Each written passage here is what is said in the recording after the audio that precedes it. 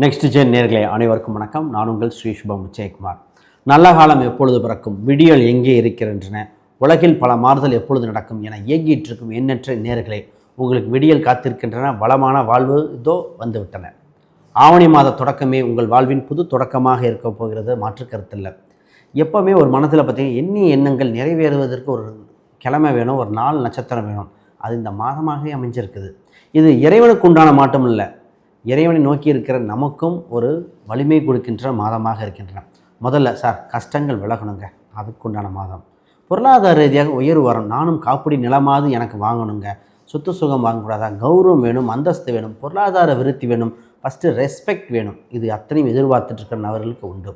அதாவது ஒரு சில சின்ன சின்ன வருத்தங்கள் இருந்தால் பரவாயில்ல, வாழ்க்கையே வருத்தமாக இருக்குது அப்படின்னு இருக்கவங்களுக்கு கூட விடிவுகாலம் கொடுக்கக்கூடியது. நிறைய பேர் சொல்லுவாங்க, சார் கடல் வத்தினாலும் என் கவலை வத்தாது போல் இருக்குது. ஏன் இந்த மாதத்தில் முதல்ல ஆவணி அவிட்டம் இருக்குது, ஓணம் பண்டிகை இருக்குது, கோகுலஷ்டமி இருக்குது, விநாயகர் சதுர்த்தி இருக்குது, சங்கடங்கள் போக்கும் விநாயகர் சதுர்த்தி, அது மட்டுமா வரலட்சுமி நோன்பு. தானுபாகியத்துக்காக இயங்கிட்டு இருக்க பெண்களுக்கு வரலட்சுமி நோன்பு அவ்வளோ சிறப்பாக இருக்கும். கஷ்டங்கள் விலக சங்கடகர சதுர்த்தி. இது கூட சூரியன் கூட கேது வேறு கோச்சார ரீதியாக சேருது, சும்மா விடுவாங்களா? அப்போ மக்களுக்கு ஒரு மறுமலர்ச்சியான காலகட்டம் வருகிற காலகட்டம். படத்தில் சொல்கிற மாதிரி ஆடி போய் ஆவணி வந்தான், ஏன் நிச்சயமாக அந்த பலன் நடக்க போகுதுன்னே சொல்லலாம். இது நிறைய பேர் இயங்கிட்டு இருந்தாங்க, எதிர்பார்த்துட்டு இருந்தாங்கன்னு சொல்லணும். அதுதான் நெக்ஸ்ட் ஜென் நேயர்களாக உங்களுக்கு பார்த்திங்கன்னா நிச்சயமாக தனயோகம், விருத்தி என்ன, குழந்தை பாக்கியங்கள், செல்வ கடாட்சங்கள், பொருளாதார ரீதியான முன்னேற்றங்கள், அதோட அதிர்ஷ்டங்கள், திடீர் அதிர்ஷ்டம், திடீர் இது பொருளாதார விருத்தி கூட, கௌரவம், அந்தஸ்து எல்லாமே எல்லாத்தையும் பார்த்துருவோம். இந்த மாதத்தில் நீங்கள் எடுக்கிற ஒவ்வொரு விஷயம் ஒரு விதையாக இருந்து பிற்காலத்தில் விருட்சமாக மாறும் என்பது மாற்றுக்கருத்தில். ஆண் பெண் இருவருக்கும் சமமாக இந்த இது சொல்ல போகிறேன். வெற்றி உங்கள் கதவை தொட்டும் நீங்கள் தைரியமாக தொடர்ந்து பயணிக்கக்கூடிய காலகட்டம் வந்துவிட்டன. மேச ராசி அன்பர்கள், தொட்டதெல்லாம் ஜொலிக்கின்ற காலகட்டம் வந்துவிட்டன. விழுந்தவன் எந்திரிக்கின்ற காலகட்டம், பறக்கின்ற காலகட்டமாக மேசராசி அன்பர்கள் இந்த ஆவணி மாதம் ஜொலிக்கிறீங்க. உங்கள் மனதில் எண்ணி எண்ணங்கள் நிறைவேறும் காலகட்டம் இதோ வந்துவிட்டது. இதில் செய்கின்ற செயல்கள் உலகமே திரும்பி பார்க்கும் அளவுக்கு ஒரு முக்கியமான விஷயம் செய்ய போகிறீங்கன்னு சொல்லலாம். சார் நான் என்னையா சொல்கிறீங்க, உங்களை தாங்க வாய்ப்புகள் அள்ளி பிறக்கின்றன. கதவை தட்டும் அதிர்ஷ்ட கதவை உங்களுக்கு திறக்க தயாராக இருங்கள். இந்த மாதத்தில் முதல்ல உங்கள் ராசியதி 3ஆம் இருக்கார், சொல்ல வேணும். முதல்ல மேசம் என்றாலே தைரியத்துக்கு கொஞ்சம் நஞ்சம் இல்லை, அவ்வளோ துணிவானவங்க, துணிவே துணையாக இருப்பாங்க. இந்த ராசி அன்பர்கள் எப்பொழுதுமே பார்த்திங்கன்னா ஏதோ ஒரு விஷயத்தையும் ஆக்கப்பூர்வமாக செய்யணும், முடியும் என்ற தன்னம்பிக்கை பிறந்தவர்கள்.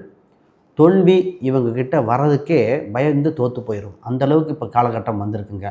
எவ்வளோங்க கஷ்டத்தை தாங்கினாங்க, கொஞ்சம் நஞ்சம் கஷ்டத்தை தாங்கினவங்களா இந்த மேசராசி அன்பர்கள்.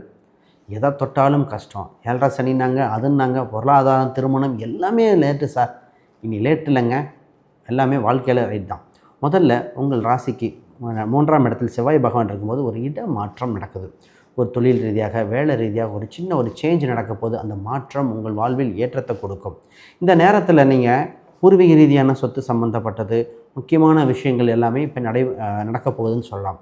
இதில் எழுத்து ஒப்பந்தங்கள் ரொம்ப நாளாக பெண்டிங் இருக்குது சார், ஒரு கையெழுத்து வாங்க வேண்டியது பெண்டிங் இருக்குது, நிச்சயமாக கிடைக்கும். இதே இது இப்போ முதல்லாம் பார்த்திங்கன்னா எதுக்கு எடுத்தாலும் தடையாக இருந்தது. போலீஸ்காரங்கிட்ட ஃபைனை கட்டினதே பல டைம் கட்டிட்டோம், எதுக்கு எடுத்தாலும் டாக்குமெண்ட் நடக்கலை. இந்த நீர் வரி, நில வரின்னு வரி கட்ட வேண்டிய சூழ்நிலை போய் அதையும் மறந்துட்டோம். இந்த மாதிரி பல இது ஞாபகம் இல்லாமல் மறந்தது. இனி வெளிச்சம் வெற்றியாக இருக்கும், தன்னம்பிக்கை பிறகுது. பொருளாதார ரீதியாக எப்படி இருக்குன்னா தன வரவு ஏற்படுகிற காலகட்டம். இதுக்கு முன்னாடி இந்த ராசிக்கு பார்த்திங்கன்னா விரைய செலவு சொல்ல வேண்டாம். சம்பாரித்து கடனை கட்டினது, மருத்துவத்துக்கு செலவு பண்ணது, கையில் மொத்தம் மாத கடைசியில் ஒன்றும் இல்லை.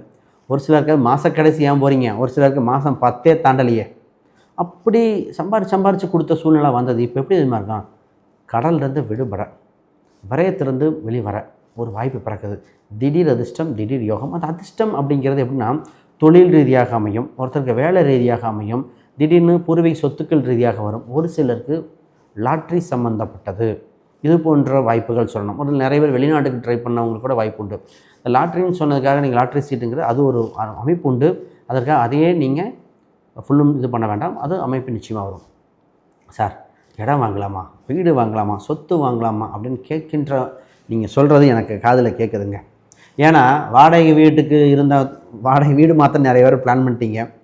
அந்த வாடகை வீட்டில் ஏற்பட்ட அவமானங்கள், ஏன் சொந்த வீடு இல்லைன்னு சொல்லி சொந்த பந்தத்தில் ஏற்பட்ட அவமானங்கள், தனக்குன்னு ஒரு காரு, இடம், வீடு, சொத்து இருந்தால் தான் கௌரவம் இருக்குங்க. எங்களை பார்க்குற பார்வையே எங்கள் சொந்தக்காரங்க வேறையாக இருக்குது. இது சொன்னவங்க கொஞ்சம் நஞ்சம் பேரில். இந்த மேசராசி அன்பர்கள் பார்த்திங்கன்னா சொத்து இல்லாதவங்க, வீடு இல்லாதவங்க அவ்வளோ கவலைப்பட்டாங்க. அதனால் பொதுவாக சிறுக சேர்த்து வெற்றி பெற வாய்ப்புண்டு. நான் இந்த ராசி அன்பர்களுக்கு ஏதோ ஒரு வகையில் ஒரு இடமாவது வாங்கிருங்க. கவர்மெண்ட் உதவி கிட்டி அதிலிருந்து ஏதோ ஒரு வகையில் கவர்மெண்ட் கட்டி கொடுத்த வீடு. நான் நிறைய பேர்த்துக்கு கோட்ரஸ் வீடு கிடைக்குங்க. நீங்கள் எங்கே எவ்வளவோ பேர்த்துக்கு உங்களுக்கு ஏதோ ஒரு அமைப்பில் கோட்ரஸ்லாம் ட்ரை பண்ணி பாருங்கள். கோட்ரஸில் வீடு கிடைக்கக்கூடிய அம்சம்லாம் இருக்குது. இந்த ராசி அன்பர்களுக்கு முயற்சி திருவினையாகிற காலகட்டம். சார் வண்டி வாகனம், வீடு, ட்ராவல் சம்மந்தப்பட்டது அற்புதமாக இருக்குது. இதை பாருங்க. குலதெய்வம் சம்மந்தப்பட்ட சிந்தனை இந்த ராசிக்கு சொல்லுவாங்க. குலதெய்வம் இருக்கா இல்லையா, இல்லை திரும்பி உட்காந்துருச்சான்னு கேட்பாங்க. ஏன்னா குலதெய்வத்துக்கு அவ்வளோ வேண்டியிருப்பாங்க, ஏன் கொடுக்கல? கஷ்டம் மட்டுமே எங்கள் வாழ்க்கையில் இஷ்டப்பட்டு ஏற்றுக்கணுமா? இதெல்லாம் இந்த ராசி அன்பர்களுக்கு கேள்விகள். இந்த ராசி அன்பர்கள் கேட்ட கேள்விக்கு விட எழுதுன்னு வச்சுக்கங்களேன். கேள்வியே அவ்வளோ இருக்கும், விட கொஞ்சம் கொஞ்சமாக எழுதணும். அவ்வளோ கேள்விகள் பதிலும் தேவைப்படுது. முதல்ல இறை அருள் கிட்டும். ஏன் இத்தனை நாளாக கிடைக்கல தான் நான் கேள்வி. உங்கள் பஞ்சமாதிபதி 4ஆம் வீட்டில் இருக்கும்போது, அந்த பாவத்துக்கு விரயத்தில் இருக்கும்போது எல்லாமே தடங்கள் ஏற்பட்டது தான். இனி இறை அருள் உண்டு, பார்க்கலாம். சார் திருமணத்தை பற்றி சொல்லவே இல்லையே. நிச்சயமாக கல்யாணம் உண்டுங்க. ஏன்னா இந்த ராசி அன்பர்கள் கல்யாண ரீதியாக பேச்சுவார்த்தை நடக்குமா நடக்காதா, எங்களுக்கு பொருந்தது அங்கே பொருந்தலை, நாங்கள் அவ்வளோ ப்ராசஸ் பண்ணுறோம், சரின்னு சொல்கிறோம், ஆனால் வரல. இது மாதிரி தாங்க குழப்பம் ஏற்பட்டது.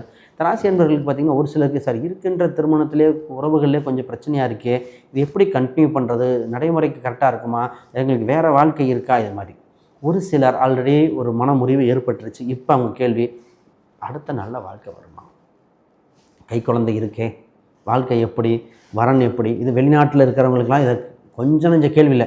குறிப்பாக அப்ராடில் இருக்கிறவங்க கேட்குற அதிக கேள்வி தான், உறவுகள் ஏன் எங்களுக்கு வரமா இதான். ரைட், உறவுகள் சம்மந்தப்பட்டதில் நிச்சயமாக உண்டு. இந்த நேரத்தில் உங்களுக்கு மனஸ்தாபங்கள் குறைந்து நல்லபடி நடக்கப் போகுது. ஒரு சிலருக்கு தான் நம்ம ஜாதக ரீதியாக மாறுதுன்னு சொல்கிறோம். ரைட், அடுத்து சார் வேலை எப்படி சார் இருக்கும்? வேலைங்கிறது தொந்தரவாக இருக்கிற மாதிரி இருக்கே, உழைப்புக்கு ஊதியம் இல்லையே, கஷ்டப்பட்டு உழைக்கிறோம், ஆனால் அந்த இஷ்டப்படுற ஒரு பலிதம் இல்லை. நிறைய பேர்த்துக்கு கேட்குற கம்ப்ளைண்ட், அவ்வளோ ஹார்ட் ஒர்க் பண்ணுறோம், சேலரி பத்தலை, உழைப்புக்கு இல்லை, அடுத்த ஸ்டெப்புக்கு போகணும், இதுதான். ஆனால் இந்த மாதத்தில் என்னென்னா அதற்குண்டான முயற்சிகள் எடுக்கக்கூடிய காலகட்டம் வந்தாச்சு. உங்களுக்கு புது வழி பிறக்கின்ற அடுத்த வேலை சம்மந்தப்பட்ட ஒரு இது கிடைக்கிது. புதுசாக கற்றுக்கிற யோகமும் வந்திருக்கு. இதுதான் சாத்தியக்கூறுகள். பிஸ்னஸ் பண்ணுறோம் சார், நாங்கள் வேலைக்கெல்லாம் போகலை, பிஸ்னஸ் ரீதியாக கோல்டன் டைம் சொல்ல வேணும் சார். உங்கள் 4ஆம் இடத்துல குரு, உச்சம் பெற்ற குரு 10ஆம் வீட்டை பார்க்கும் காலகட்டத்தில் தொழில் ரீதியாக ஒரு யோகம் வருது. தொழில்காராதிபதியும் லாபஸ்தானத்தை நோக்கி போகிறான். தொழிலில் எத்தனை நாள் செலவு பண்ணிட்டே இருந்தோமே, எப்போ லாபத்தை எடுக்கிறது? இப்போ தாங்க இந்த ராசி அன்பர்களுக்கு பார்த்திங்கன்னா கூட்டா தனித்தா தொழில் பண்ணலாமா, இல்லை வேறு தொழில் பண்ணலாமா, விருத்தி பண்ணலாமா, ஒரு ஆப்பர்ச்சுனிட்டி வருது, மற்றவங்களுக்கு வரையும் எனக்கு லாபமே, இது மாதிரி ஒரு இதெல்லாம் வருது. நிச்சயமாக உங்களுக்கு சாத்தியக்கூறாக இருக்கும். ஹெல்த்தை கொஞ்சம் பார்த்துக்கணுங்க. பொதுவாகவே ஹெல்த் ரீதியாக சின்ன தொந்தரவுகள் இருக்குது, பார்த்து வாங்க. ஆக மொத்தம் இந்த மாதத்தில் வாழ்வில் ஏற்றம் சந்திக்கிற மாதங்கள். ரைட், வேறு கேள்விகள் சந்தேகம்னா கீழே கமெண்ட் பண்ணுங்கள். அனைவருக்கும் வணக்கம், வாழ்த்துக்கள்.